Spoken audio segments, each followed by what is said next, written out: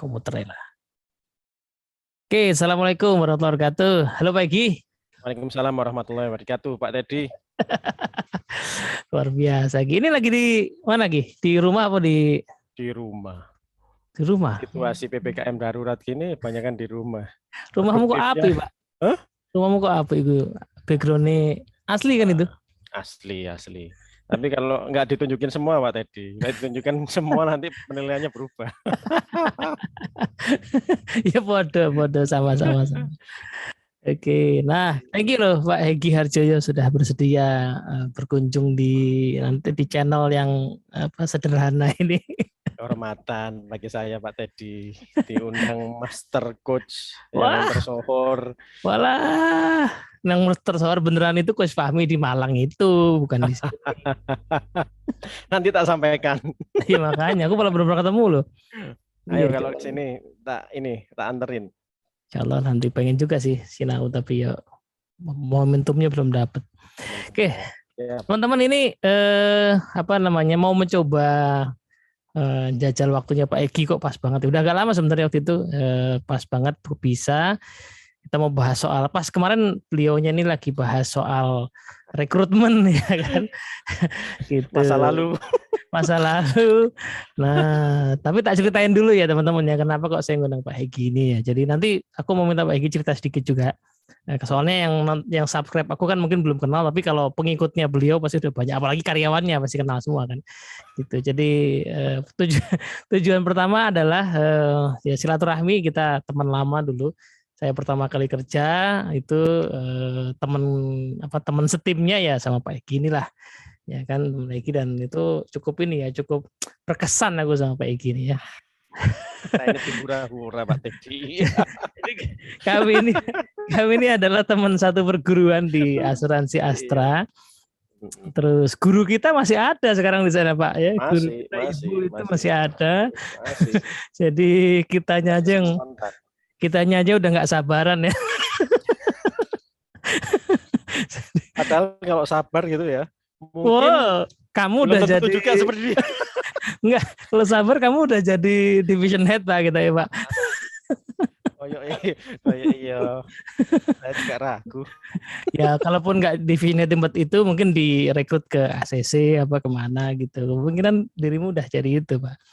Nah, jadi tak ceritain dulu Pak Egi Harjoyo ini adalah teman saya dulu satu kantor, terus kemudian sejak dulu passionnya itu adalah berbisnis gitu ya. Jadi waktu kita sama-sama kerja dia udah punya franchise kebab. Wah, ya kan. Ingat terharu saya. Oh, aku pelanggan dulu kan waktu kamu acara apa dulu tuh yang kamu sama Doni itu buka stand terus kewalahan itu.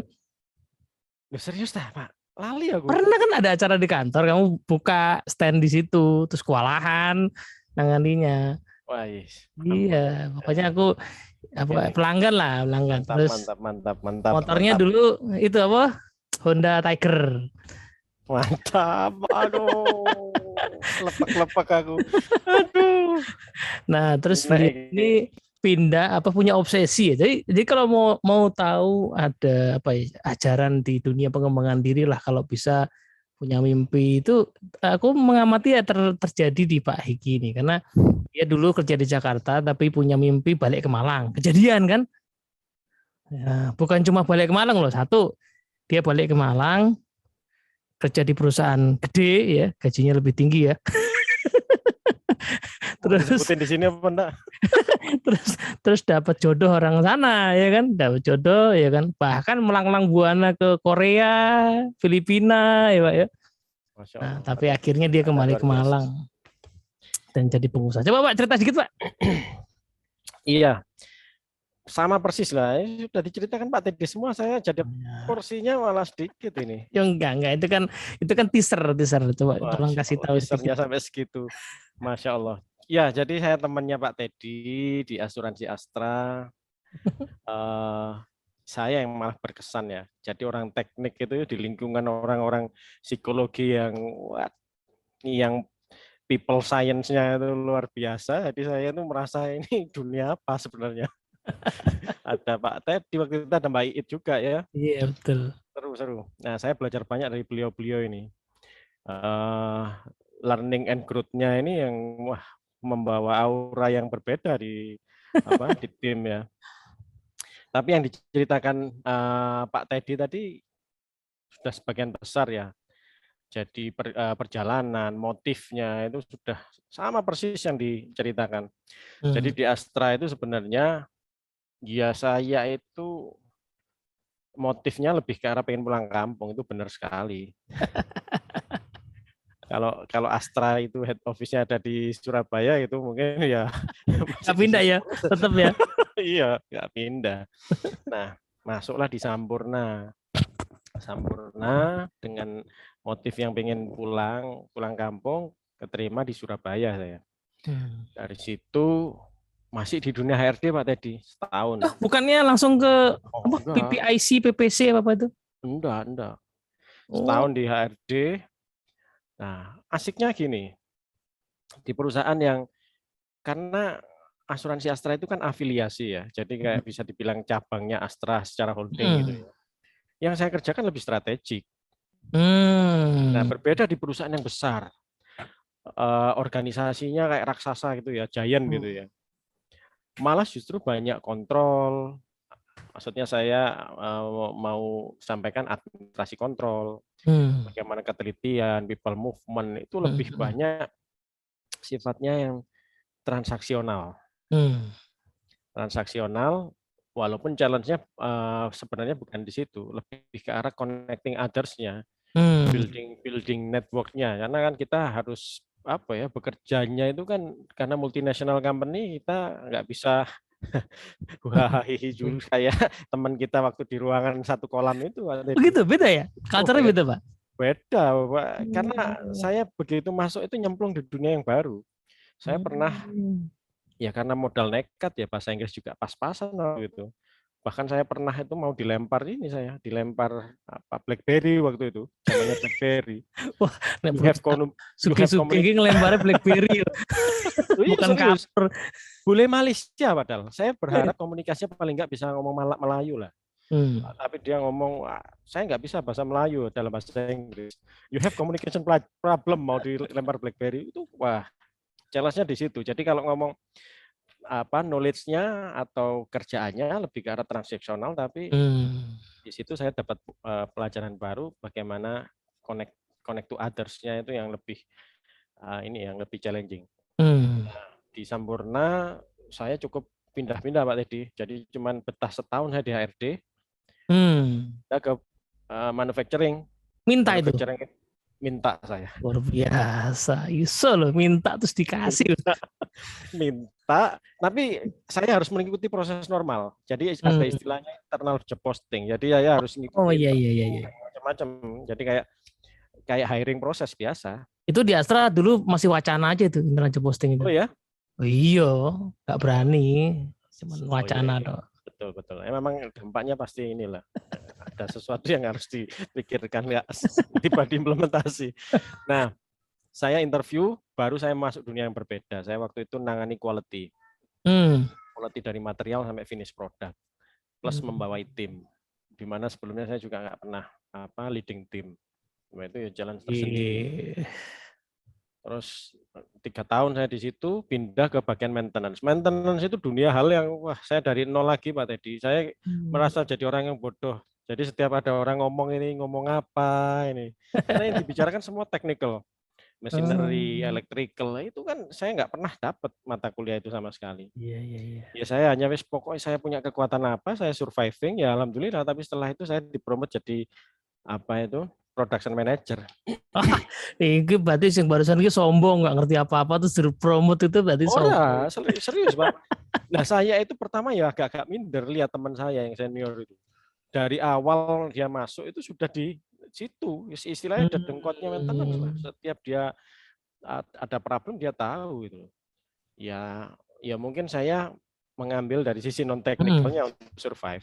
Tapi alhamdulillah juga itu ternyata it works. Nah, dari production maintenance akhirnya pindah ke maintenance manager. Nah, setelah itu baru dipindah-pindah Pak Teddy. oh Hegi ini pernah di HR, pernah di Hmm. quality, pernah di Wih. maintenance, pernah di production itu ya. Ah. Coba sih dia ini iso nggak ngelola itu bisnis unit. Jadi bukan Wih. bisnis yang ini ya, bukan bisnis yang gede gitu ya, tapi ya Hmm. bisnis unit semacam factory tapi nggak besar gitu loh, Pak Teddy. Hmm. Skillnya itu ya kayak bisnis unit biasa. Ke Sangar gitu Pak Filipina. yo. Enggak lah. Gile. Aku beruntung pernah seruangan sama orang sangar ini berarti. Ada. Ini dilanjutin atau enggak ini? Lanjut, lanjut, lanjut, lanjut, lanjut, lanjut, lanjut, lanjut. Disitulah awal mulanya stres yang luar biasa. Karena saya kan harus pindah ke Filipina. Jadi kontraknya itu seakan-akan ini ada perusahaan Chinese company yang baru dibeli oleh Philip Morris. Sistemnya performance culture-nya amburadul wis pokoknya. Jadi kok dandani babat alas bahasa Indonesianya. Jadi kayak sistemik lah, sistemik problem yang harus di ini overhaul gitu ya. Overhaul. Stres Pak Teddy. Bayangkan saya itu tidak pernah membayangkan bagaimana harus tinggal di luar negeri, tidak ada sanak saudara, tidak ada teman, network saya nol sama sekali. Di sana saya harus mendeliver performance yang diharapkan. Waduh, double. 2 hari saya sama istri nggak bisa tidur. Asam lambung, tapi ya alhamdulillah orang tua mertua mendukung. Walaupun mendukungnya itu kan mau ditinggal anak ke sana itu gimana sih mendukung yang anget-anget apa ya istilahnya? Anget-anget roti, Pak. Anget-anget roti. Berangkat Pak Teddy ke sana Pak Teddy. Alhamdulillah 2 hari di sana istri itu sebenarnya sudah pengen pulang. Baru 2 hari. Padahal kontrak awal dan bisa diperpanjang itu masih ada 363 hari yang saya harus lalui. Setahun toh ya? Setahun waktu itu. Ya bisa diperpanjang sih, cuman kontrak awalnya setahun. Ya dengan dengan tangis ya, jarang sukanya. Sukanya itu di akhir-akhir assignment, tapi awal-awal struggling Pak Teddy. Bayangkan saya bahasa Inggrisnya pas-pasan. Filipina itu kan juga orangnya kan English speaker. Jadi iya benar. Kan fluent kan Inggris itu. Pak, anak buahku pinter-pinter Pak ngomong bahasa Inggris Pak. Makanya. Wah itu jadi double lah stresnya, stres karena language barrier, karena culture-nya, karena performance yang harus di-expect oleh manajemen, ke family, transisi, dan wah itu bagi saya itu stretching yang paling dahsyat lah waktu itu. Itu aku maksudnya keren tuh Pak Egi. Sementara Pak Egi jadi bosnya orang Filipina di sana ya.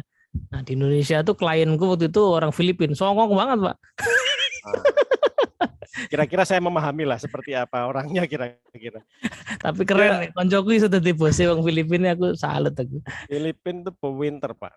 Untuk selling, untuk convincing itu wah jos Pak.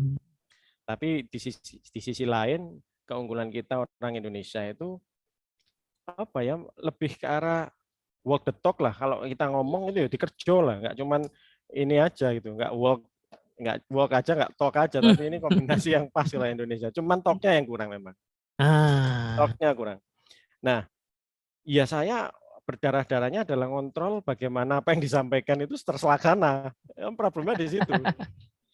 Dan saya tidak punya juga skill leadership Pak Teddy, bayangkan waktu itu.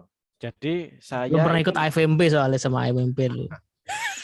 ABMP sudah. ABMP udah. Itu cuma 7 habit tak modelnya. Jadi menariknya Pak Teddy, saya itu yang ada di mindset ya waktu itu ya, mindsettingnya adalah waktu saya itu cuma 1 tahun di sini, misinya adalah membenahi sistem. Saya harus mendeliver performance. Ya. Jadi 1 tahun ini performance harus biru semua gitu. Bukti itu biru semua Pak Teddy. Tapi dampaknya adalah setelah dari Filipina musuh saya banyak Pak Teddy. Musuh di Indonesia apa di sana? Di Filipina. Oh. Jadi di Filipina itu saya leading timnya itu nggak ngurusin people-nya, saya nggak mengelola emosinya, mengelola deliverable atau outcome-nya aja harus terjadi pokoknya. Aku nggak peduli kamu harus melakukan ini. Sukses saya. Manajemen Filipina itu wah, ini membanggakan Indonesia dan sebagainya itu ya. Tapi di luar sana nggak banyak teman saya, musuh saya banyak di Filipina.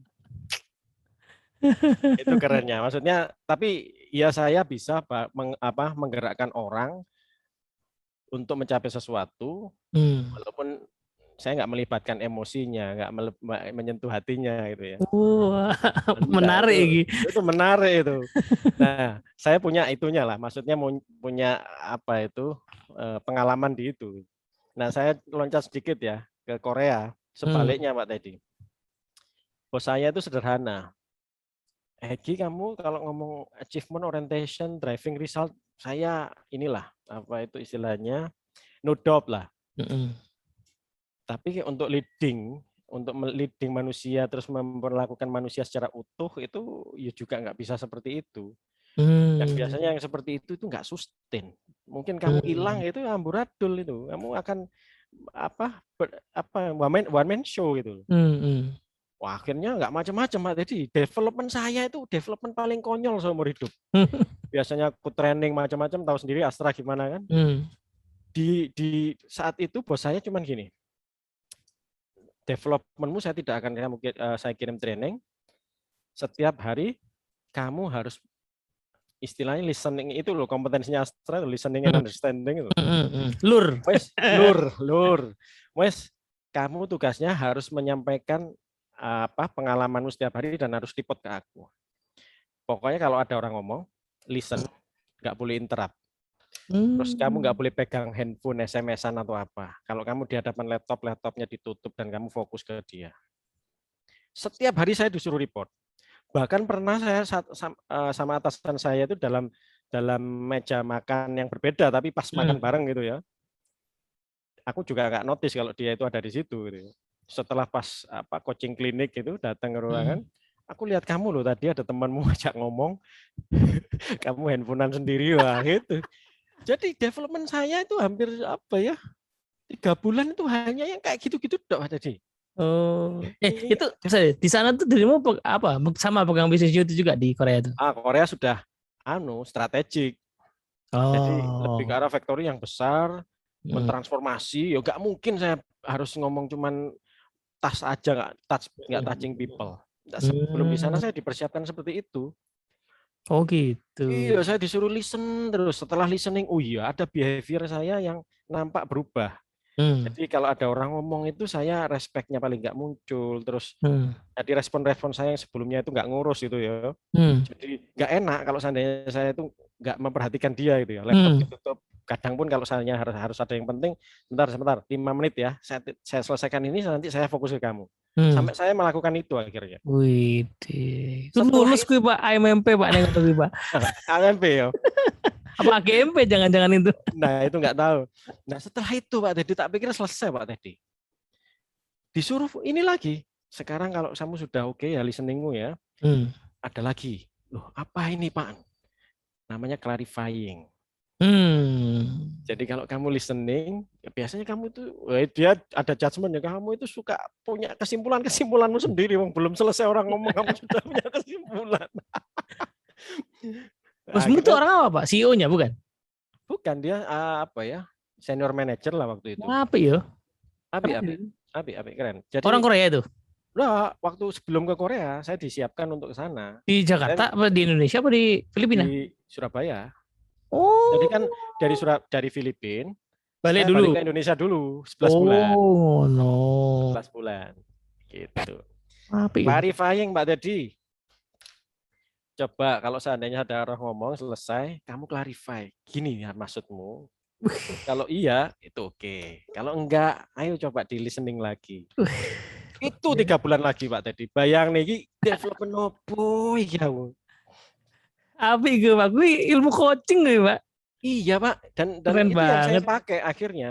Malah di fundamental ya, maksudnya di level Hmm. UMKM ya, yang seperti ini malah justru yang dibutuhkan. Nggak usah yang ngomong yang muluk-muluk. Nah saya di Korea itu jadi orang yang totally different. Nah, people banget wes. Hmm. Kebalikan setelah saya dari Korea, koncoku wakeh. Jadi teman itu Oh. banyak sekali. Eh tapi performan ya gitulah. Nggak terlalu strong Oh. seperti Filipina, tapi ya orang itu engage, moralnya tim itu oke gitu. Makanya itu ya Pak, makanya aku lihat postinganmu tuh yang kalau nggak salah Itu kayaknya postingan dari Korea tuh kalinya. Kalau nggak salah yang pas Nah, perpisahannya rotok-rotok ketoknya rotok mengharukan gitu kayak Korea tuh ya. oh ya, betul. Heeh. Kalau Betul Filipina kayaknya sekali. postinganmu nggak ada, nggak taci gitu, tangan Itu besi. Pak Teddy. Oh keren. Nah itu Pak, kenapa kok sudah keren karir internasional gitu kok akhirnya buka toko roti? Nanti sebelum kita ngomongin ya teman, tak summary bentar ya teman-teman. Soalnya aku tertarik ngajakin Pak Hegi. Nah moga-moga nanti bisa dilanjutkan ini karena beliau ini kan sudah tadi ya pengalamannya di korporasi itu dari mulai yang sedang sampai besar sampai internasional. Sekarang punya usaha sendiri ya kan, dan kayaknya kalau dari postingannya tuh nuansa HR-nya masih ada gitu kan, masih kerasa. Nah aku pengen pengen nanti mungkin bisa diskusi itu ya, makanya judulnya ini adalah SDM di UKM itu kan. Ya, gimana tuh ya insight dari apa korporasi itu kemudian kira-kira bisa dimanfaatkan sama UKM itu gimana? Karena aku berapa kali kan ada teman-teman juga di TDA di Makassar gitu ya. Tapi insight yang ku punya itu kan ya paling banter dari korporasi gitu. Jadi nggak pernah ada di UKM sehingga belum tentu langsung applicable. Nah, ya Ya. Pak Egy nih gimana? Mungkin cerita dulu Pak ya. So, jadi bikin bisnis tuh kenapa nggak? Kenapa nggak dari Korea pindah ke Jepang, pindah kemana gitu loh? Yang saya surprise ini Pak Teddy juga akses TDA ternyata. Saya Ya. wakil ketua TDA Malang Pak Teddy. Wah, maka tuh luar biasa kan. Oh, ya sudah kuduga sih kalau kamu gabung di mana pasti jadi ketua, jadi wakil ketua. Alah, Pak, wakil Senat. bukan ketua. Ya, backgroundnya gini Pak Teddy.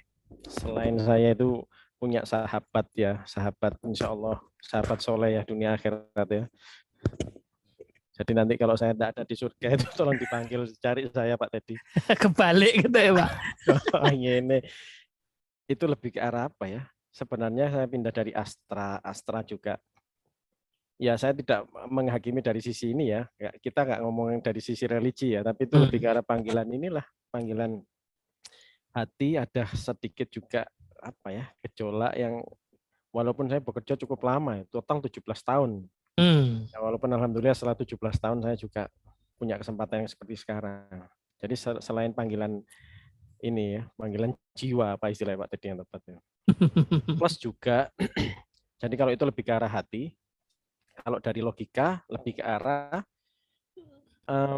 saya ini kan masuk Sampurna kan juga HRD. Hmm. Beda antara Sampurna sama Astra. Astra kan visinya sejahtera bersama bangsa. Iya. Nah, HRD ini kan, Sampurna ini kan sudah diakuisisi oleh Philip Morris. Philip Morris ini biasanya di Switzerland. Lebih ke arah apa ya? Bagaimana dia bisa serve investornya dengan baik. Jadi lebih ke arah profit and loss priority-nya. Nah, jadi nggak heran kalau seandainya saya begitu masuk ke HRD transaksi atau apa ya project yang paling deg-degan bagi saya adalah merintrench orang apa itu efisiensi. Awal-awal langsung 30 driver internal driver Pak. Setelah beberapa kemudian itu lagi. Dan itu terus terjadi Pak Teddy di Sampurna. Jadi setiap tahun, nggak setiap tahun ya mungkin ya sering lah maksudnya kita itu melihat kejadian itu. Tidak ada yang salah dengan ini. Ini hanya lebih ke arah priority bisnis saja. Bisnis kan bisa macam-macam priority-nya. Dan Sampurna kerennya adalah bisa apa itu nggak cuma memberikan undang-undang, nggak cuma normatif aja gitu loh. Bahkan lebih dari itu. Jadi responnya di dalam itu orang itu ada yang juga minta, nggak cuma karena by design efisiensi atau banyak juga yang minta gitu, karena dengan pesangonnya yang luar biasa. Nah, saya melihat selain dari hati juga ada logika. Oh ternyata jadi karyawan itu juga nggak safe. Kalau saya dulu di Astra, bayangan saya itu safe banget kerja di Astra itu. Wes nggak kepikiran macam-macam sudah. Begitu saya di Sampurna, different reality sudah. Oh ternyata seperti ini, saya ada learning baru. Dan begitu melihat itu, fenomena yang terjadi, nggak aman juga ya. Lah nanti kalau seandainya terjadi 5 tahun lagi, terus saya mau ngapain dengan umur saya itu kan? Nah, dilalah dari Korea memang proyek saya di Korea itu lebih cepat dari waktu yang direncanakan. Sehingga organisasi yang di Indonesia belum ready dan saya waktu itu megang temporary position sambil menunggu apa itu organisasinya kan memang ada apa itu perubahan restrukturisasi agak besar. Saya menunggu waktu itu. Saya melihat, wah ini kesempatan. Plus kemudian manajemen waktu itu memutuskan butuh orang sekitar berapa ratus ya, saya lupa itu ya, untuk efisiensi juga. Tapi ini ditawarkan ke semua orang. Lah saya daftar akhirnya. Nah itu trigger itu muncul kalau kita sekarang, ya mumpung ono sangu juga dari luar negeri kan lumayan tuh Pak Teddy. Modalnya ada gitu ya. Modalnya ada. Terus dapat sangu dari itu kan, apa program. Ini cocok kok ya. Ya waktu itu saya mikir, kira-kira 3 tahun mendatang saya kalau mengharapkan dari pesangon-pesangon masih oke lah untuk survive. Masuk dalam 3 tahun saya enggak bisa apa itu berakselerasi atau apa ya istilahnya, boncing lagi itu loh. Boncing back, wah oke lah. Dan istri, ya namanya istri kan harus diyakinkan, itu nggak cuma dari logika, nggak bisa gampang buy-in. Cuman kalau dengan ditambahi dengan apa sih yang kita harapkan, dengan ada emosinya di situ, walaupun pada akhirnya juga berat badan turun, ya akhirnya terjadi Pak Teddy, ya ini yang kita putuskan bersama, insya Allah lebih baik, lebih berkah. Terus kemudian toh juga saya waktunya sekarang juga lebih banyak untuk keluarga. Dan asik lah, maksudnya ya kebahagiaan itu ternyata juga tidak hanya serta-merta dari situ. Banyak hal yang positif, malah yang banyak hikmah lah. Plus pandemi seperti ini, saya nggak perlu mobile setiap hari, dan lebih safe. Terus kemudian tim juga tetap ini kan, maksudnya tetap apalagi kan kalau tim itu sudah otonomi kan, jalan kan enak Pak. Jadi kita bisa mikir yang lain gitu loh. Ya banyak hikmah lah. Kira-kira triggernya seperti itu Pak tadi. Nah kok roti Pak, bukan kebab lagi gitu? Apa tanah? Dulu kan kamu punya tanah tuh. Oke, inget. Jadi aku ini dulu cerita atau apa yang mau rekami kabeh apa piye sih Pak tadi. Mati kutu aku. Biasa loh, tanah dulu dia. Pokoknya nuansa bisnisnya emang udah kerasa dari dulu sih. Kalau tadi kamu cerita di Filipina ngedrive, itu menurutku bukan karena Filipina. Kayak zaman biyen dirimu tuh udah kayak gitu, Pak. Jadi ya, kalau betul. Terus pulang disuruh belajar coaching listening itu ya memang itu apa area of development nih. Betul. Asik. Biar Pak. Kok roti itu gini Pak Teddy. Jadi selama saya tinggal di Filipina, Hong Kong, Korea, itu kita itu keluarga penggemar roti, kan keluarga selalu ikut itu. Di Filipina waktu itu sudah ada Krispy Kreme, which is di Indonesia belum ada. Krispy Kreme donat itu yang gula. Wah, hampir setiap pulang kerja saya bawa itu. Terus kemudian di Hong Kong itu ada lokal brand namanya Arum. Oh, pernah Hong Kong juga, Weh? Hong Kong. Jadi setelah Filipina balik Indonesia 11 bulan, saya di regional head di Hong Kong. Regional itu bawai Filipina, Korea, Pakistan sama Indonesia.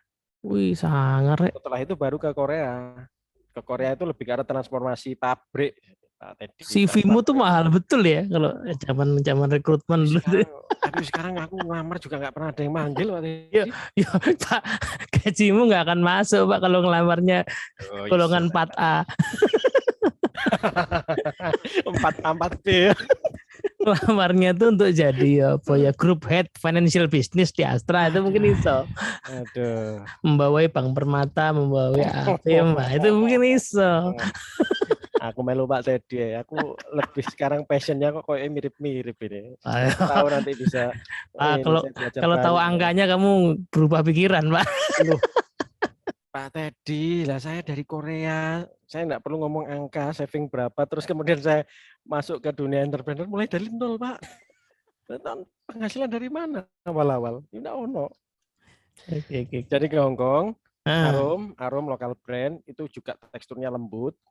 Terus saya di Korea itu ada Paris Bakwe, itu brandnya Prancis, tapi rame di Korea.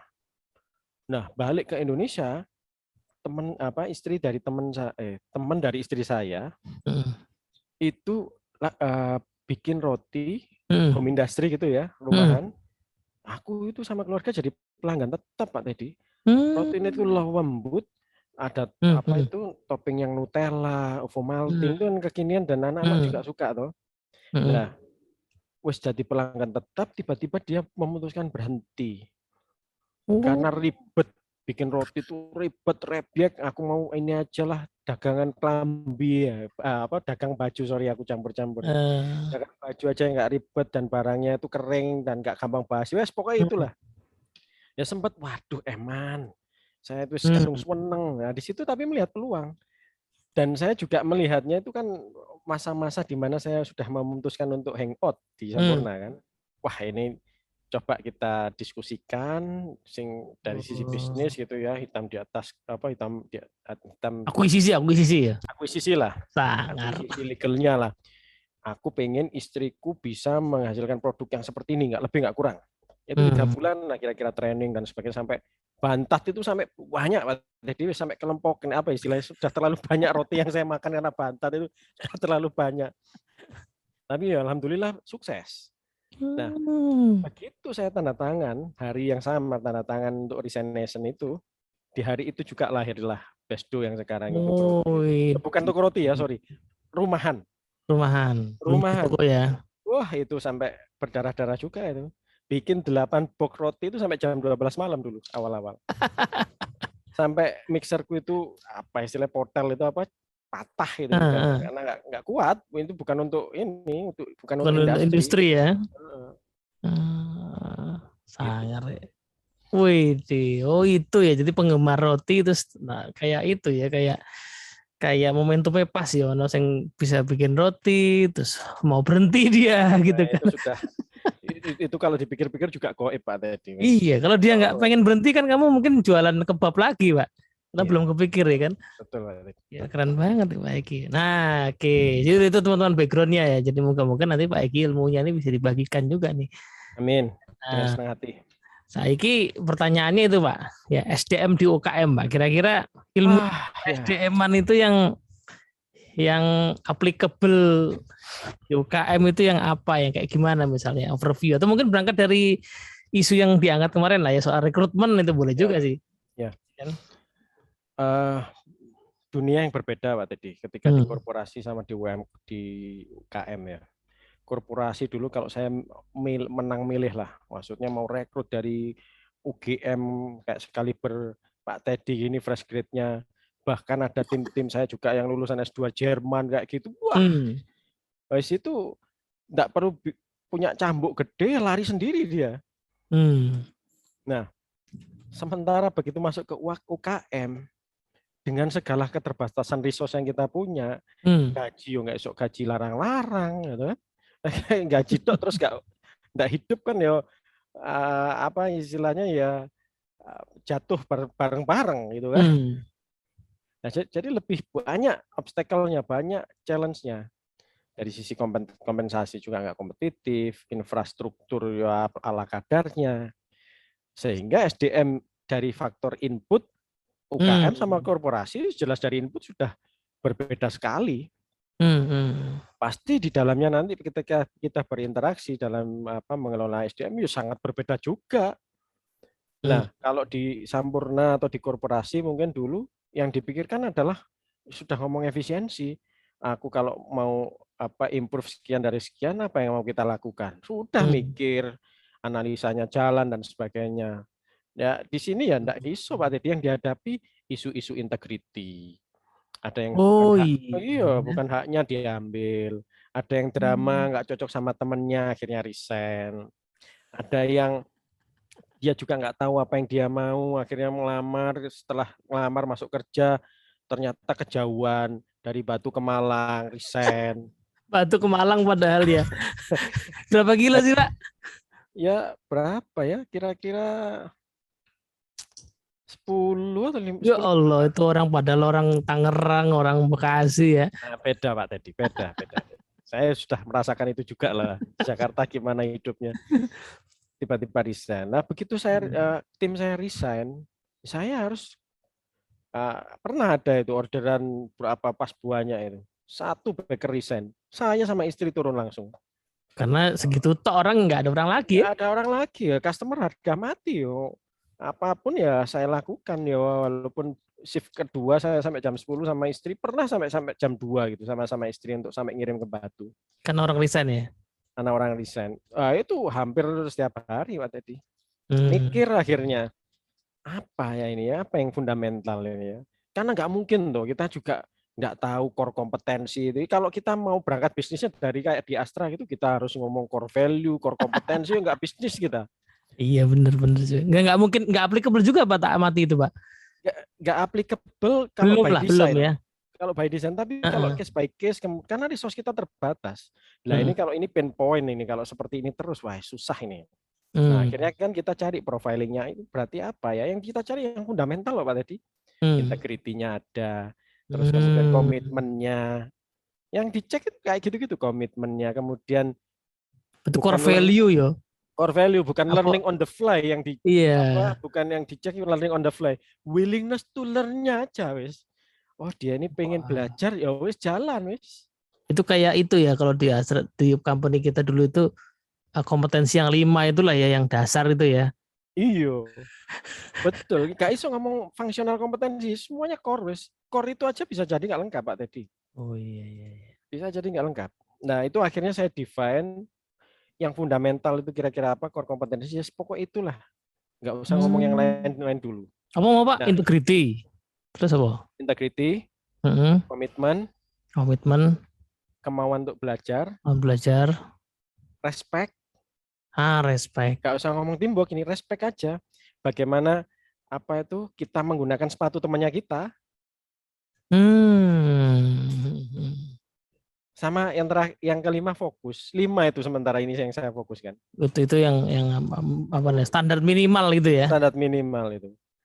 Nah, begitu itu ya alhamdulillah Pak Teddy, begitu saya cek gitu ya, dari 5 ini itu yang dulu hanya hitungan seminggu terus keluar, sekarang ini ada yang sampai 8 bulan. Itu sudah achievement loh, Pak. Ojo dibandingin korporasi loh, Pak. 8 bulan itu ada, sekarang sudah ada yang 1 tahun lebih berapa ini masih bersama kita. Itu maksudnya cara menemukannya gimana Pak? Apa ya modelnya? Recruiting gitu. Saya nggak membuat sementara ini memang nggak kompleks Pak. Jadi maksudnya nggak complicated prosesnya. Ya saya pakai ilmunya korporasi yang saya pakai, hanya interview behavioral aja, nggak sampai macam-macam yang FGD lah, yang psikotes nggak ada. Interview itu pun yang saya pakai STAR, nggak tahu Pak tadi apa Mirol toh? Itu pun yang tak pakai STAR itu. STAR, kemudian misalnya integrity tak cek gitu ya. Setelah itu saya cek lagi ada case yang lagi nggak itu repeat enggak, konsistensi atau apa. Cuman itu aja. Itu pun kalau saya lihat di teman-teman UKM itu advance Pak tadi. Iya. Advance banget wes. Plus saya sekarang lagi mikirkan istilahnya casual, jadi part timer. Karena banyak kebutuhan di Malang pada khususnya. Banyak orang yang cari part time atau casual gitu. Mahasiswa gitu mungkin ya. Mahasiswa itu. Nah, itu saya buat strategi. Jadi pain point kita di mana, cara mengatasi pain point ini apa? Jadi dari kualitas SDM-nya sendiri kita filter lebih baik lagi, plus kita buat part time. Jadi kalau seandainya sekarang baker itu kebutuhan kita 2 per outlet ya, saya tambahkan lagi 1 casual atau part time yang dia nanti dalam beberapa minggu itu jadi kayak baker trainee-nya lah. Saya spend apa additional cost tapi nggak harus full fixed cost kan. Ini kan variabel yang bisa kita mainkan, tapi ini semacam trainee. In case ada apa-apa, nggak mulai dari nol, capacity saya nggak turun langsung drop. Yang 2 itu tadi ada apa-apa, ada yang 1 ini minimal gitu ya. Dan saya cek kira-kira dia available nggak, paling nggak setengah hari. Oh ya available ya sudah, paling nggak drop iniku apa itu kapasitasku. Ya jadi gitulah Pak tadi. Jadi lebih ke arah UKM itu lebih dari case kita belajar. Bukan sekonyong-konyong kita desain sesuatu, nggak kalau kerjaan Pak untuk kayak gitu ya. Habis waktu totolan ya Pak ya. Gitu Pak tadi. Oke. Jadi kalau rekrutmen berarti itu ya. Tetap kita perlu menentukan kriteria gitu ya. Tapi kriterianya ya yang paling fundamental. Mungkin kalau orang suka bilang yang hal-hal yang susah diubah dulu lah ya. Betul. Integrity itu kan sudah diubah ya. Kemudian buat apa tadi fokus, kemudian komitmen itu kan Komitmen. memang wah itu didikan panjang ya, nggak bisa Wah, orang kerja salah langsung satu. komitmen. Setuju, Pak. Ya, Setuju. respect kepada orang kan gitu juga ya, nggak mungkin Betul. orang tiba-tiba jadi respectful gitu. Jadi nah, Itu sama dramanya muncul soalnya, Pak. Kalau nggak respect hmm. itu. Waduh, paling kompleks ya. Drama-drama Korea itu terjadi terus. Ya. Tadi yang diurusin non teknis akhirnya. Terutama kalau non saya bukan bukan ngomong gender ini ya, masalah lebih banyak memang di cewek. Hmm. Apalagi kalau pas kita agak turun omset, terus kemudian Hmm. load kerjanya ini, jadi semakin mereka itu semakin ngobrol, semakin energi negatifnya semakin banyak yang keluar. Jadi wah macam-macam ini diomong no itu diomong no itu. Ah, oke, itu kan rekrutmen Pak ya, mungkin itu ya. Kalau yang misalnya apa? Misalnya training gitu Pak. Ini aku soalnya Ah, ketemu sama sorry, beberapa temen. Oh, iya. rekrutmen satu lagi Pak Oh, satu Teddy. lagi, oke, monggo. Satu lagi ini sharing yang cukup krusial juga. Waktu saya dari korporasi ke UKM, Hmm. sourcingnya pakai apa ya Pak Teddy? Saya pasang iklan di Jobstreet. Oh ya, ya, ya, ya. Itu yang tadi saya share di apa Facebook sama di IG saya. Bayar 1 juta, Hmm. aplikan yang masuk 300 orang. Hmm. Begitu saya sortir, saya interview nol semua, nggak ada kandidat yang sesuai. Salah kolam, Salah kolam, salah iya kolam. sih. Ya kayak gitu-gitu lah Pak tadi. Oh iya, berarti aku ini sekarang masang di loker, loker Malang kayak Iya, Instagram iya, gitu iya, ya. iya, iya, iya. Itu bayar 75.000, Hmm. kandidat atau leads yang masuk 900 orang. Nggak Hmm. mungkin saya itu bisa sortir 900 orang. Nah, itu yang tadi sebenarnya saya melihat ini yang Pak tadi ini diskusi ya. Hmm. Kita bisa berkontribusi besar untuk mungkin bangsa ini juga akan lebih baik juga. Jadi saya melihat di UKM itu, kalau melihat di fakta di lapangan teman-teman adik-adik kita mahasiswa atau di pendidikan vokasi ya, Hmm. keluhannya mereka itu sama, susah nyari kerja. Hmm. Lah saya ini sebagai pemilik dari bisnis, saya juga susah Susah nyari nyari orang. karyawan. Lah ini kan berarti ada gap sebenarnya. Iya, iya, Nah iya. saya lihat juga kadang anak-anak kita yang di vokasi maupun di ini juga salah. Dia nggak tahu apa yang dia mau. Hmm. Ngelamar itu cuma kayak funneling gitu, ngelamar sana sini. Apakah itu yang dia pengen juga nggak jelas itu ya. Hmm. Akhirnya ya mungkin susah akhirnya jatuhnya. Iya sih. Sementara kita juga susah juga mengakses ini kebutuhan kita ini kemana ya kita harus dapatkan itu juga butuh proses untuk UKM lo ya. Kalau Iya, betul. korporasi pasti sudah tahu lah sourcingnya harus kemana itu apa success rate-nya tinggi. Kalau Hmm. kita learning by doing gitu. Itu kalau kita bisa membantu adik-adik kita gitu ya, Hmm. menjembatani ke sana, sementara juga di satu sisi membantu teman-teman di UKM itu jadi ladang bisnis dan mungkin juga ladang amal. Gitu. Ini hanya ini aja sih, di luar itu sih, Betul. hanya Ini pemikiran poin aja. bagus sih, karena aku ngelihat memang yang kalau bicara yang ide paling bagus kan memang orang itu harusnya tidak nyari kerja ketika dia lulus. Jadi itu terlambat banget lah gitu. Terlambat Jadi itu udah. oh ya tadi udah kadung lulus gitu ya, belum punya uang ya kan repot kan tadi ya. Terus juga kalau udah lulus tuh kan apa ya banyak hal. Nah tadi yang dipelajari di sistem pendidikan kan hal-hal yang mungkin agak lebih teknis ya. Sementara yang dicari Pak Betul. Hegi tadi tuh integriti, komitmen itu Iya, malah nggak. itu maksud saya Pak Kadang-kadang tadi. di sekolah vokasi atau di apa itu tidak menjadi penekanan. Betul. Itu maksud saya. Misalnya tata boga gitu ya. Yang dipelajari ya urusan pertata bogaannya, tapi bahwa dia itu apa ya? Apa identitas diri yang harus dimiliki kalau kamu kerja di restoran misalnya. Ya kan? Betul. Restoran ini kan kudu menurutku misalnya speed, misalnya ramah gitu misalnya kan. Dan seterusnya lah gitu. Itu kan hal-hal yang nah dididikkannya kan sejak dia sekolah itu yang barangkali apa yo istilahnya ada sih sistem magang ya Pak ya. Cuma magang itu terlalu formal menurutku ya. Uh, iya, maksudnya gini Pak Teddy. Maksudnya kita bisa melakukan interim action, maksudnya tidak terlalu sangat yang fundamental, pada gerakan yang fundamental kita lakukan. Tapi fundamental itu impact-nya akan lebih besar. Jadi sebelum lulus orang dipersiapkan, bukan cuma hard kompetensinya, tapi soft skill-nya juga dibekali. Nah, tapi sebenarnya adalah gini, mereka itu harus tahu apa yang dia mau. Aku ini mau bekerja di perusahaan asing, aku bekerja di korporasi kah, Kalau situasi kayak gini nih, susah lah. Aku kerja di UKM dulu enggak apa-apa lah. Yang penting berpenghasilan, terus aku belajar, terus dia kan harus tahu.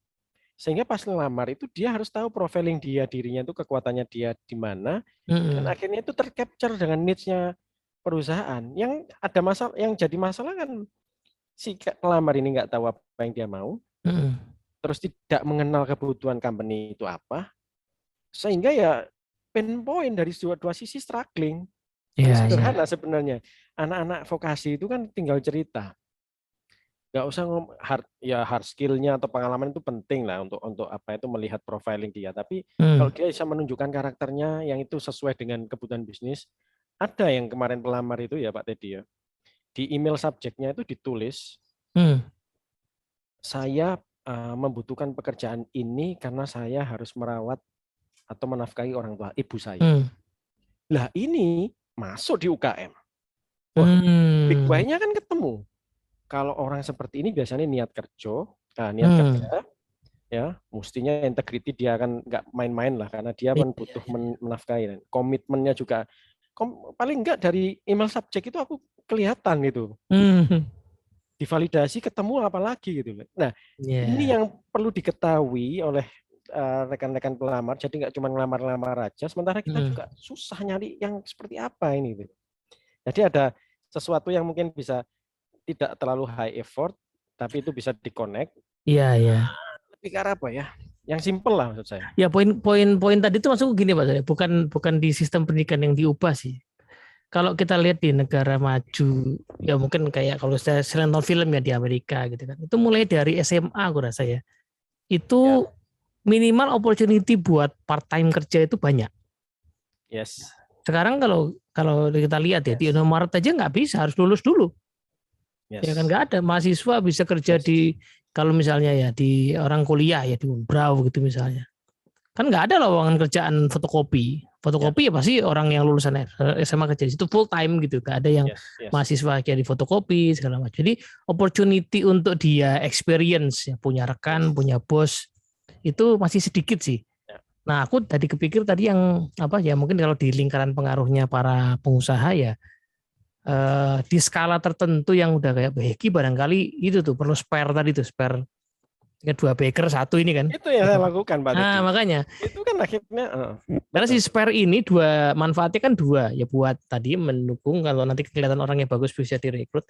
Tapi juga tadi tempat belajar yang nggak mungkin didapatkan di sekolah. Ya, betul. Nah kalau bayangkan misalnya ada 100 toko yang punya spare 1 posisi ini aja.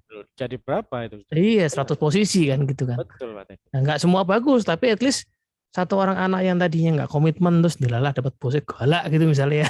Terus dia kan kepentok. Dia kepentok terus jadi sadar. Jadi sebelum lulus tuh dia udah sadar dulu Pak. Iya kan. Kalau dia nggak punya pengalaman yang satu ini kan udah lulus, udah butuh duit gitu kan. Ternyata gitu. Iya. Ya itu kan kita lakukan juga dari fundamental problem yang kita hadapi Pak Teddy. Yes, itu benar. Itu kita jadikan solusi untuk saat ini. Iya, kalau pakai STAR itu, nah apalagi gini Pak logikanya, kalau pakai STAR itu kan sebenarnya basisnya adalah past behavior predicts future behavior. Jadi kalau lulus, historical ya. Iya, lulus fresh graduate, ya pasti dia nggak punya past behavior yang orang si pengusaha bisa memperkirakan ini so kerja borayo. Potensi. Tapi kalau dia sudah part time ya 3 tahun SMA itu dia SMK itu dia kerja gitu, selalu bekerja, jadi tidak pernah tidak bekerja, kan kita bisa ngecek di tempatmu yang pertama kalau ada begini apa yang kamu lakukan dan seterusnya kan. Ada past behavior yang bisa digali, kalau enggak kan ya akhirnya hipotetis Pak. Terus interview juga, kelihatannya bagus jebulannya. Iya Pak tadi, itu yang terjadi betul itu, valid itu. Oke, itulah jadi juga ada potref loh Pak tadi, lupakan potref itu. Apa? Potref, potensial review.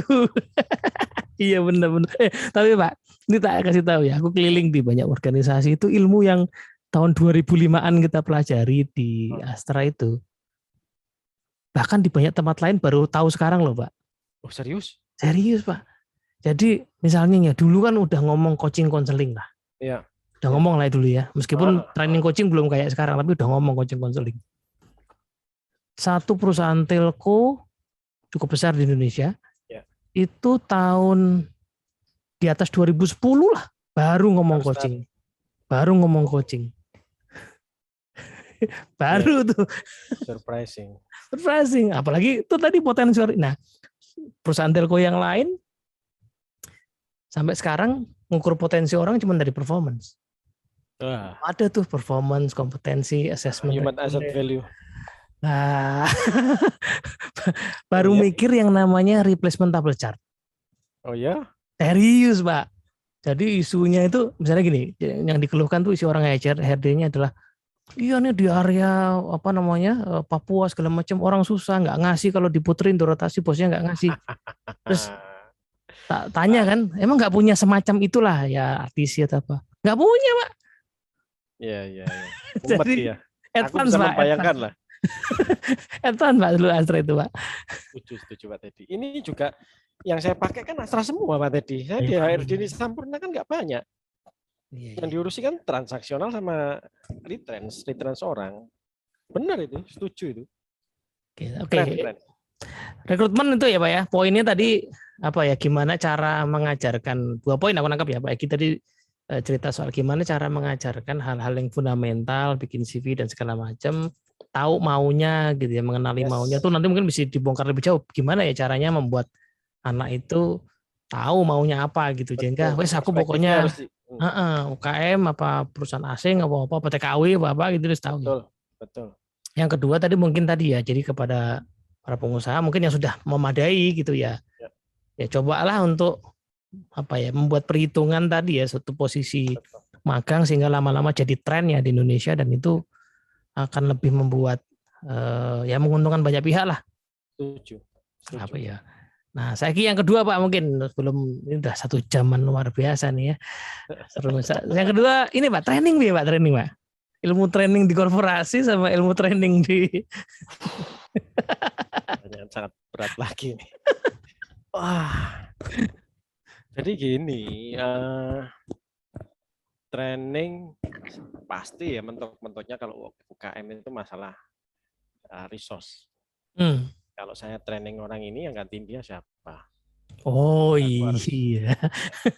Iya toh, magang itu aja harus dihitung tadi. Oh berarti ini spare-nya nggak full time, berarti sekian gitu ya. Kalau dia harus training, berarti ini harus ada pengganti.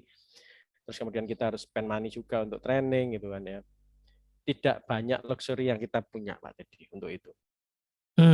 Jadi lebih ke arah apa ya istilahnya menguatkan core value tadi yang 5 tadi. Jadi saat biasanya yang kita lakukan adalah saya sempatkan jadi kalau saya ke outlet gitu ya, saya sempatkan ngomong yang kepala outletnya itu, yang ngomongin strategi, ngomongin update-nya dan sebagainya, tapi saya sempatkan juga untuk ketemu satu orang. Satu orang itu ketemunya mungkin 2 minggu atau 1 bulan gitu, tapi saya sempatkan ketemuan. Tujuannya adalah merasakan apa feelingnya dia itu.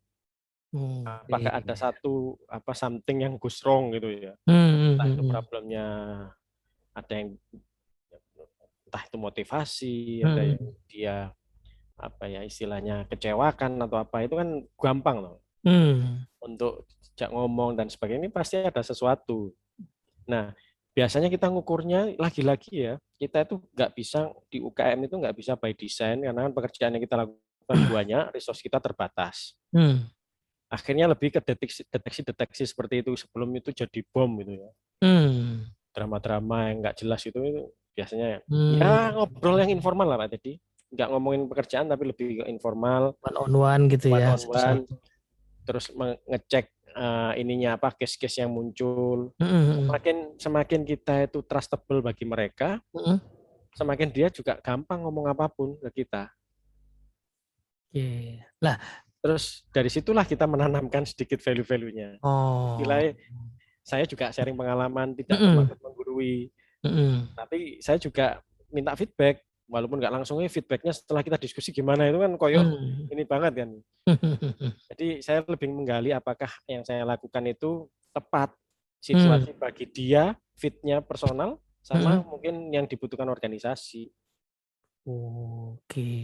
Gitu-gitu tak Pak Teddy. Itu development berarti secara apa ya, karakter Pak ya, mendevelop karakter berarti one on one ya, itu memang mungkin powerful juga karena apalagi sama owner langsung ya. Betul. Jadi mereka juga respect-nya tinggi gitu kan. Betul. Nah, aku ada pertanyaan dua nih Mbak. Satu yang aku penasaran sebenarnya secara teknikal gitu, gimana itu by design nggak sih ngajari tadi baker dan segala macam itu, emang kan nggak mungkin juga tadi nyari yang experience banget ya, jadi mungkin fresh graduate. Nah itu secara teknikal gimana melatihnya, mengembangkannya. Nah yang kedua tadi aku dengar Pak Egi cerita soal itu, soal kepala outlet gitu. Nah ini ada cerita temanku ya, kenalan di satu kota, dia pegang franchise satu brand restoran, rumah makan lah ya, rumah makan di kota itu. 2 bulan lalu kalau saya dicurhat gitu si ownernya ini soal itu, untuk menemukan kepala outlet itu nggak gampang karena kan tadi kan awal mulanya kan starting pointnya dari pelayan toko, dari chef gitu kan. Nah, dirimu piye iku Pak? Waduh, pertanyaannya Pak Teddy apot-apot kabeh iki. Ini pertanyaan para UKM Pak, aku cuman nggak bisa aku jawab soalnya. Aku nggak bisa jawab. Saya coba sebisa mungkin Pak Teddy. Yang paling jadi challenge itu memang juga selain ya semua challenge lah di UKM ya. Nggak cuma karakter pendidikan itu development tentang soft skill-nya atau itu core value, lebih juga problemnya adalah secara teknikal. Teknikal itu gini Pak Teddy. Kayak baker gitu ya. Saya tandemkan sama seniornya. Tandem sama seniornya, tapi saya dalam diskusi itu saya tidak membuat sesuatu yang rumit, complicated, enggak. High level tapi terukur. Jadi kapan anak ini kira-kira bisa membuat roti sobek? Normal kalau kita dulu waktu awal-awal bilang sekitar seminggu Pak. Oke, seminggu ya. Ukurannya apa seminggu? Ya dia bisa mengerjakan sendiri, saya di belakang. Saya tidak hands on sama sekali. Terus yang dicek apa? Ya kualitas akhirnya. Dilihat kualitas akhirnya oke. Nah, nanti dari situ pola ininya pendampingannya mulai ditarik akhirnya dalam 2 minggu dia harus full bisa. Biasanya yang sering muncul Pak tadi setelah 2 minggu full itu ada orang yang benar-benar perform setelah 2 minggu dilepas sampai sekarang tidak ada isu quality. Tapi ada juga yang dilepas ya 1-2 kali muncul isu quality. Nah, itu bagian dari learning. Nah, dari situ kita buat proses standarnya Pak tadi. Dikunci dari sisi proses. Kalau oven, barang itu harus keluar dalam durasi sekian menit sampai sekian menit, temperaturnya harus sekian. Kalau mixing itu kondisi yang kalis itu apa yang membuat dia itu nanti kualitasnya itu bisa terkunci ya. Ternyata elastisitasnya ini adonan ini kalau ditarik itu ya dalam berapa panjang itu minimal itu 21 cm misalnya gitu ya. Itu jadi dibuatkan ada ukurannya gitu ya. Ada ukurannya, dibuatkan ukuran jalan Pak Teddy. Nah, itu akan memudahkan. Nah, sekarang jadi 3 hari. Dulu belajar seminggu, sekarang 3 hari. Sekarang 3 hari orang udah bisa Pak bikin kue. 3 hari bisa. Sangar ya.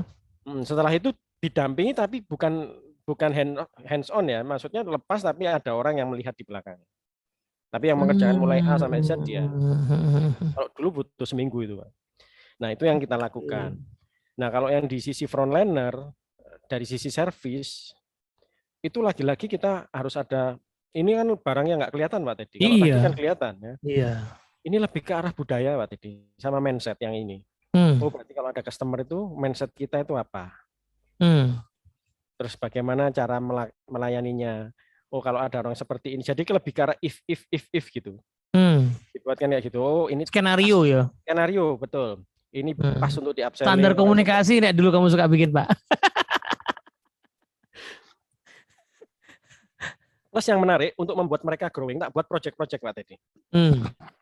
Jadi tidak pernah berhenti terhadap hal-hal yang baru. Nah, sekarang kita lagi bermain TADA, Customer Relationship Management, ada aplikasi baru. TADA-nya sudah di-install ready, orang-orang customer sudah terregister banyak.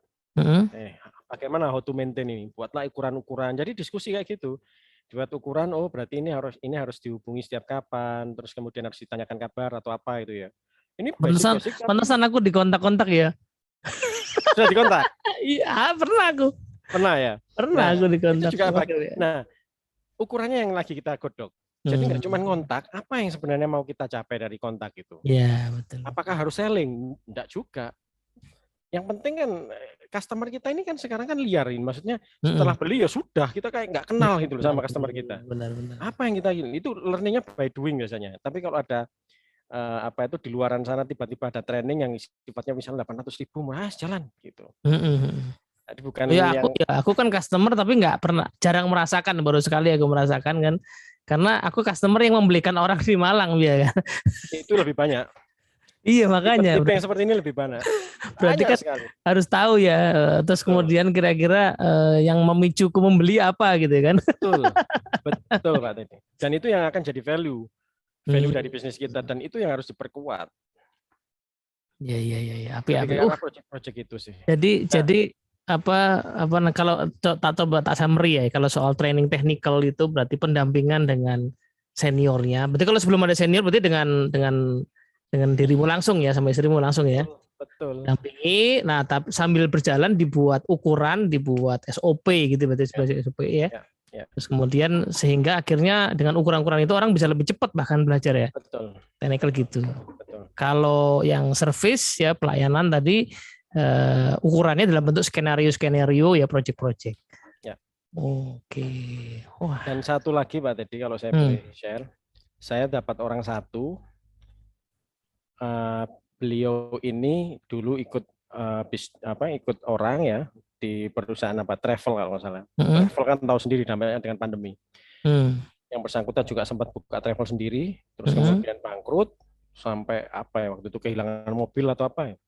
Dan sekarang akhirnya pengen kerja lagi dengan dengan learning yang baru. Akhirnya dia pokoknya aku nggak punya utang. Terus kemudian aku bisa berpenghasilan, ya aku juga punya bisnis kecil-kecil, tapi aku lebih happy hari ini. Aku bisa tidur nyenyak dan nggak punya utang. Nah, ya alhamdulillah yang bersangkutan ini sudah 1 tahun lebih bekerja dengan kita. Ini orang strategik Pak Teddy. Wow. Jadi dia dulu think tanknya bisnisnya travel itu. Jadi kayak CRM tadi Tada, terus kemudian membuat strategik apa yang harus kita lakukan, pengembangannya Pesdo, warung kopi ya kita, terus nanti kita mau bisnis apa lagi, dia ya jadi kayak counterpart. Saya itu punya teman untuk diskusi, plus saya eksekusi nih Pak Teddy. Itu juga faktor luck, yang rezeki itu tidak harus tidak harus yang sifatnya apa, tapi ini bagi saya rezeki, saya ketemu orang yang seperti ini. Nah, tapi ini yang kepala toko tadi bukan Pak? Sekarang enggak. Jadi kepala toko itu saya angkat dari baker saya dulu. Nah, itu caranya Bi, mendidiknya gimana? Tadi yang pertanyaan temanku tadi kan. Oh, oke. Jadi yang ke situ ya, sekarang larinya ya. Jadi saya itu punya baker. Baker ini pertama, saya tidak pernah ada isu dengan integrity. Komitmennya luar biasa Pak Teddy. Jadi sama istrinya itu kadang tanya, sampean itu kerja apa sih? Kamu itu kerja apa sih Pak? Malam-malam sih nelpon, libur yuk kadang masih disempatkan ke outlet gitu. Komitmen wis no doubt lah. Terus kemudian pengen tahu Pak Teddy, belajar, tak kasih pancing gitu. Ini proses harus distandarisasi. Buat catatan, ini harus ini dibuatkan gitu. Jadi komitmen, integrity, learningnya, respect. Teman-teman yang lain tuh bilang sama Mas ini tuh enak kerja itu. Jadi dia itu yang saya lihat sebagai role model 5 representasi dari core value yang kita itu ada di dia gitu. Itu yang modalnya dia mimpin ya. Betul, ini saya anggap potensi Pak Teddy untuk level UMKM ya. Nah, tak berikan kesempatan Pak Teddy, karena bagi saya di UKM, walaupun gajinya memang sedikit, tapi saya ingin menyampaikan pada tim, komunikasi tapi tidak harus dengan verbal. Saya ingin menunjukkan bahwa kalau kita itu harus tumbuh bersama. Bisnis tumbuh, teman-teman kita yang di dalam itu. Saya nih kalau hari ini bilang, kalau bisa, kalau ada kebutuhan-kebutuhan di posisi tertentu, iso enggak usah rekrut. Dari orang-orang dalam yang potensinya bagus, naiklah ke sana. Nah, jadi orang ini baker pertama Pak Teddy. Saya minta untuk ngelola kafe, warung kopi itu. Wah, motivasinya udah di atasnya upun-upun waktu itu saya. Kamu nanti mimpin tim. Ya, tugasmu ngelola ini, servis, ya, omset, operasional, standarisasi itu kamu. Wah, Hmm. ganteng Pak Teddy. Jadi di apa itu di kafe. Hmm. Nah, sekarang problemnya adalah begitu saya stretching lagi, saya Hmm. balikkan lagi ke Besdo toko roti, tapi dia ngimpin toko. Hmm. Tokonya Besdo ini lebih complicated dari sisi strategi. Kalau yang di Bumi tadi kan teknis ya, Hmm. pelayanan, operasional, standarisasi. Nah ini kan mikir gimana caranya ya kalau ngomong customer relationship management apa pendekatannya. Kalau Hmm. ngomong sosial media apa itu kan strategi doang yang dipikir. Hmm. Mulai stres, mulai stres. Tapi Nah masih ada orangnya. masih ada, Alhamdulillah. kelihatan. Jadi di level ini dia apa itu baru goyang. Di Bumi tadi masih wah di Masih titik gampang dia ya. kapasitasnya dia mulai goyang. Nah disinilah saya tetap saya berkomitmen pada orang ini harus tumbuh. Ya akhirnya Hmm. saat dia benar-benar level, saya lebih ke arah bagaimana mengelola stresnya aja. Mainkan peran Hmm. bagaimana jadi kadang jadi bapak, tapi kadang jadi apa ini sparring partner tinju Partner aja. ya. Oh, jadi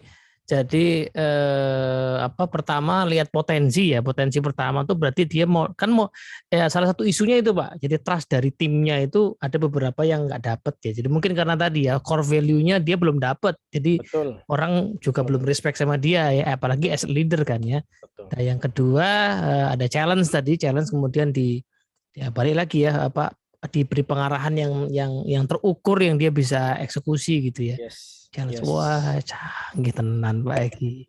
Alah, Pak Teddy, apa, Pak Teddy? Ini Walah. pasti masih seperempatnya Pak Teddy yang master coach ini. Loh, Pak Masalah saya tuh people ini saya saya nggak punya pengalaman buka harus toko Pak. Jadi hormat ya ini. ini nanti video ini nanti kalau ada yang nanya-nanya soal tadi, wes mendingan kamu belajar sama Pak Egi nonton video ini aja gitu. Soalnya aku nggak punya jawabannya kemarin tuh kan, karena di kepala aku tadi kan misalnya tadi tuh yang nanya soal soal gimana ya mengembangkan pemimpin toko, pemimpin kepala restoran gitu. Nah di kepala aku Ya. kan langsung bikin BMDB gitu. yo yo nggak pas gitu kan di kepala aku. Ya, ya. Jadi nah itu apa idenya Pak Egi itu menarik juga ya, applicable di situ ya Ya. dan Nah apa intinya Pak Teddy ya, hmm. bisnis itu kalau saya belajar mulai saya hampir 1,5 tahun saya berbisnis, bisnis UMKM itu adalah SDM. Aduh itu sudah harga mati kayak NKRI lah. Awal-awal Pak Teddy, mindset saya adalah kalau mau bisnis ya omset, marketing harus tak genjot. Salah.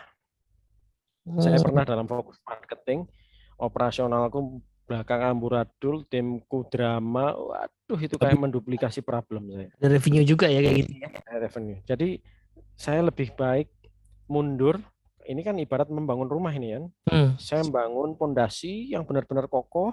Terus saat waktunya naik, terus sampai bangun atap akan lebih cepat dibandingkan pondasinya nggak kokoh. Tapi saya terus kemudian bangun pilar ambruk, terus harus merenovasi lagi. Ulang lagi Itu kan gitu ya. lebih ngeri Pak tadi, lebih dramanya lebih luar biasa itu. Jadi Iya sih. saya balik, step back, mikir tim ini harusnya gimana, dari desain organisasi, dari motivasi, dari core value yang itu-gitulah fundamental.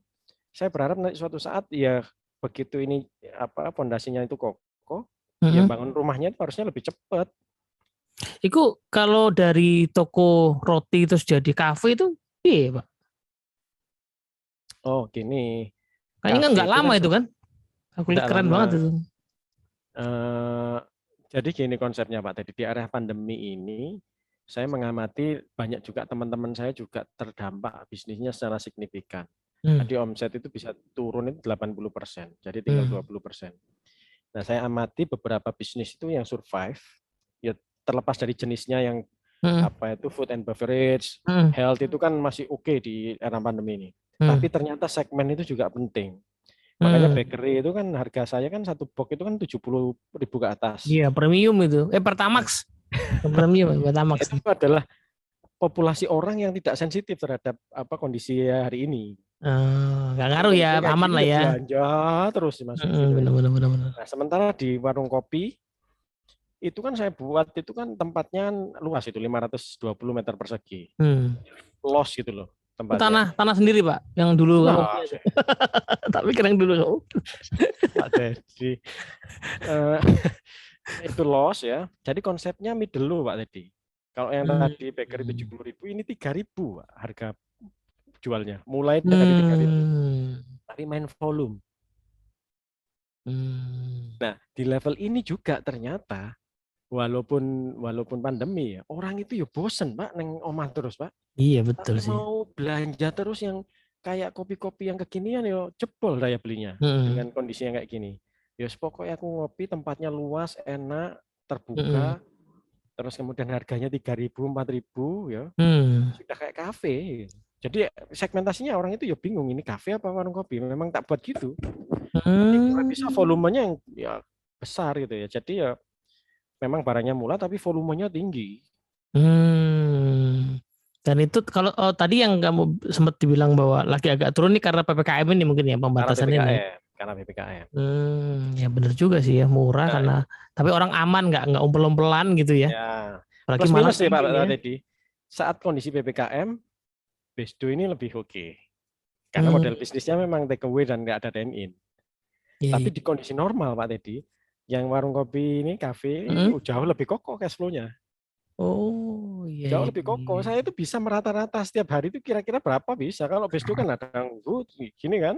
Ah, Itu. keren Pak Eki. Emang kalau orang pinter dari sana, iya tak kasih tahu rahasia lagi teman-teman ya. Jadi supaya supaya bisa belajar dari Pak Eki ini secara karakter itu memang memang luar biasa ya.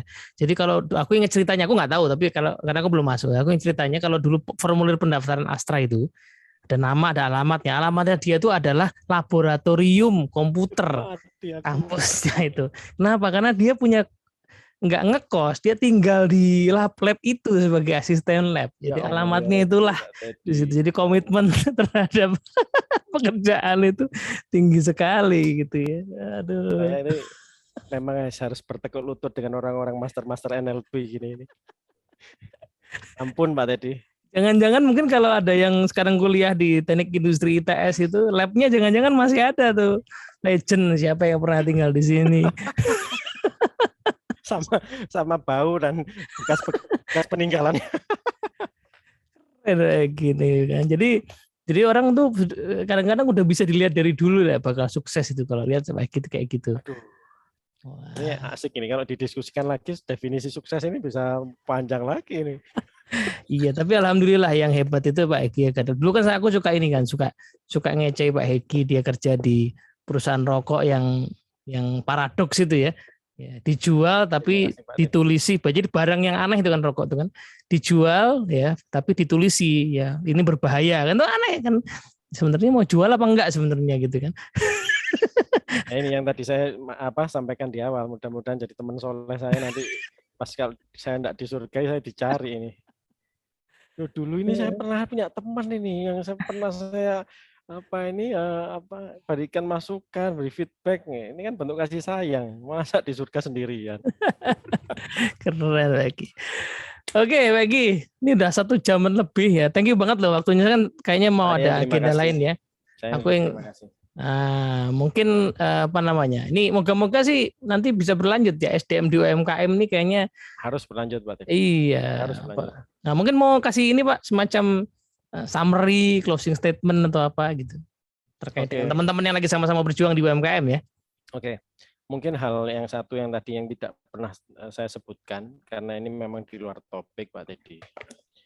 Jadi apa yang mendorong saya untuk sampai pada titik ini hari ini adalah dua. Pertama adalah komitmen. Jadi begitu resignation tanda tangan, saya itu merasa tanda tangan ini adalah komitmen saya untuk tetap moving on. Hmm. Jadi tidak ada kata waktu itu harus seperti apa gitu. Hmm. Pokoknya saya akan harus maju terus. Jadi komitmen ini yang menggerakkan saya kemanapun. Nah, Hmm. setelah dari komitmen itu, K yang kedua adalah koneksi. Oke. Nah, di dunia profesional saya punya teman-teman kayak Pak Teddy, di Asta, di Sampurna banyak. Tapi di Hmm. dunia bisnis nol network saya. Supplier harus ke siapa, belajar Iya ya. marketing siapa, finansial ke siapa, nol, totali nol. Nah, apa yang saya lakukan? Saya masuk ke sebuah komunitas, saya japri satu persatu walaupun nggak kenal, saya ajak ketemu. Saya Wah. juga bingung waktu itu ngajak ketemu itu agendanya apa, ya pokoknya saya ingin ketemu. saya perkenalan diri singkat, ya lucu lah. Saya lihat WA saya hari ini tuh saya ketawa-ketawa sendiri. Saya pengen belajar silaturahim gitu ya. Dan banyak teman-teman saya mungkin yang juga tidak merespon WA-nya sampai hari ini. Itu sebelum apa sesudah ikut coaching apa grounded coaching? Itu setelah. Setelah ya. Dari situ dapat kenalan ya. Iya. Nah, dari situ walaupun ada yang nggak balas sampai hari ini, saya nggak baper. Tapi alhamdulillah Allah mempertemukan saya dengan orang-orang yang baik juga. Jadi saya lebih melihatnya yang positif. Banyak teman-teman juga yang merespon. Jadi setiap hari saya target diri saya harus ketemu orang baru 1. Nah, Karena itu yang mau ya tadinya. Betul, itu yang akhirnya saya mendapatkan mindset bisnis hari ini, skill bisnis hari ini, koneksi baru, baik itu percepatan ya Pak ya. Percepatan, betul Pak Teddy. Itu yang mempercepat akhirnya. Jadi mungkin misalnya awal mulanya golek-golek dewe supplier gitu, mungkin dapat kenalan dari mana gitu ya. Dapat ilmu-ilmu gitu ya. Oh, keren juga ya Pak ini. Di TDA Malang Pak Teddy, itu presidennya teman saya juga kan waktu itu, mulai TK, SD, SMP, SMA. Ada beberapa yang mencalonkan untuk jadi ketua TDA Malang. Nah, teman saya ini yang jadi presidennya ngomong jangan, Hegi ini masih terlalu baru masuk komunitas. Saya jadi ketua ya modern Pak Teddy, ya nggak kenal sopo terus harus menggerakkan orang. Nah ini bukan dunia bisnis, bukan dunia apa, tapi saya harus stres kayak di Filipina lagi yo. Jadi wakilnya enggak apa-apa sambil belajar. Omsetnya masih harus dinaikkan.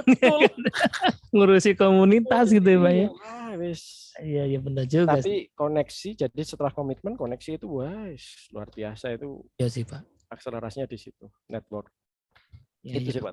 Aku juga kenal sama beberapa teman-teman di TDA Makassar ya justru banyak. Jadi alumni kelas NLP itu cukup banyak di Makassar karena IO-nya TDA Makassar itu sendiri waktu itu. Gitu. Siap. Jadi nanti ini video ini tak sharing lah ke mereka karena mudah-mudah dan ya tadi ada banyak pertanyaan yang aku nggak bisa menjawab ya karena aku nggak ada di situ gitu kan. Jadi ya moga-moga ilmunya Pak Eki di video ini jadi amal jariah gitu ya, dan jangan lupa kalau ke Malang dipesan ya bestofnya itu roti Pertamax itu ya, tapi layak lah. Jadi kalau saya kan belinya gara-gara itu ada temanku yang lagi ke Malang ketahuan di Facebooknya, di IG-nya ya, dikirim itu pemberian yang berkelas gitu ya. Tagline kita for samban spesial Pak. Pemberian yang berkelas gitu. Nah kalau yang itu kan harus dicoba ke sana soalnya yang kafe ya, jadi ya belum bisa nyoba saya nih. Sambil lah moga-moga bisa kesampaian. Amin, saya tunggu. Oke, Peggy, thank you. Thank you Pak Teddy. Waktunya, ilmunya, moga-moga bermanfaat teman-teman semua ya. Insyaallah kita jadwalin lagi, nanti kita kemas lagi SDM 2KM seperti apa. Assalamualaikum warahmatullahi wabarakatuh.